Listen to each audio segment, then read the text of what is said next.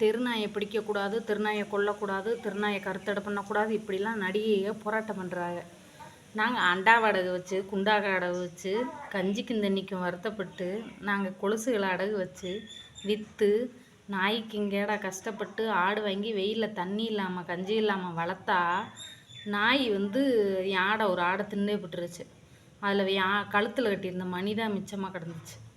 இன்னொரு குட்டி, பச்சை குட்டியை மண்டையில் ஒரு கடி, தொடையில் ஒரு கடி.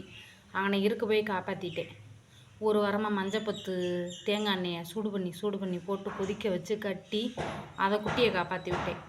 நாங்கள்லாம் இப்படி விவசாயியை கஷ்டப்பட்டு கருமாயப்பட்டு குட்டியை வளர்த்து 4 ரூபாய்க்கு 3 ரூபாய்க்கு விற்று அதுக்கு வெயில் அவ்வளோ தெரியணும், தண்ணி இல்லாமல் நாக்கு தள்ளி போய்.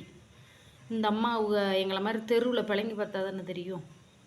ஏசியில் உட்காந்துக்கிட்டு பேசுகிறாங்க தெருநாயை பிடிக்கக்கூடாதுன்னு. தெருவில் வாங்க ஒரு நாளைக்கு நடந்து வருங்கம்மா, தெரியும் எங்கள் பிழப்பு. உண்மைன்னா லைக் பண்ணுங்கள்.